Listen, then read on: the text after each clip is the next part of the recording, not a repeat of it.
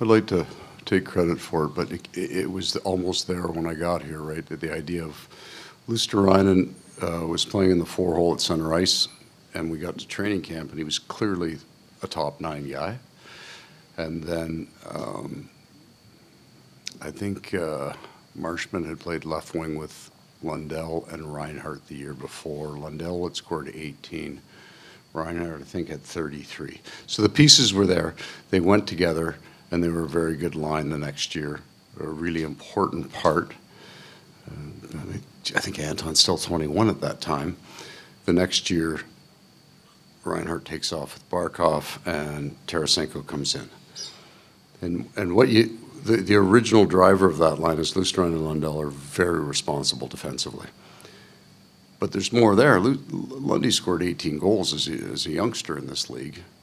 And sometimes you have to believe that you can score.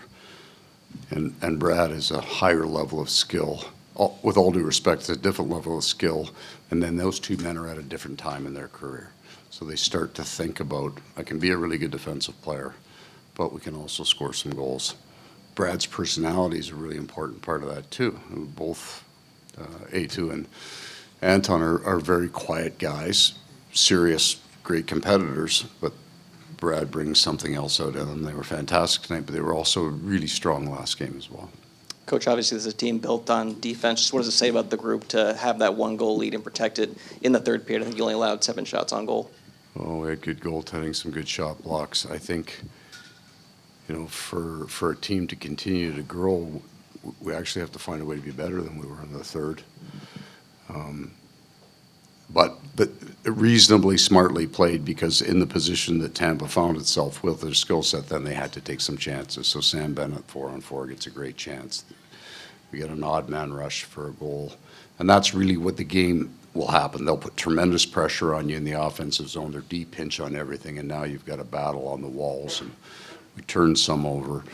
And we'll learn from that, but that's what the third period's supposed to look like. You've got to be able to. And then Sergei was really good all night, but the 2 saves in the second period were, if they had happened in the last 2 minutes of the game, that's all we would talk about, right? He saved the game. But they happened in the second period, and more goals went in. You end up underappreciating how important that was. Paul, with Sam Bennett, that second period goes in the box twice. First time they tie the game. Second time he's able to go and get some redemption afterwards and score the go-ahead goal. Just that wave of events, and just as Sam said, it was a weight off his shoulders to be able to score that. Just to walk through him being able to step up when he needed to after the 2 penalties happened. The loneliest place in the world is in the penalty box when you got to make that skate across the ice after you've given up a goal. But that's just the way he plays. He plays the game so hard. He's hard on every puck.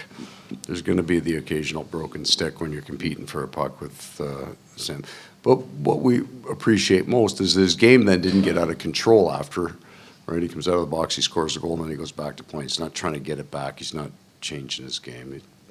He was really good.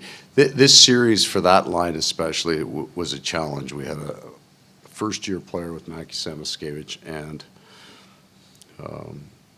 I think Matthew is right now, but he wasn't right at the start. He wasn't at 100%, and he played 12 minutes the first night. So he kind of built. So Sam has kind of had to kind of monitor that line a little bit. Evan going there on the left wing has made it a really good line.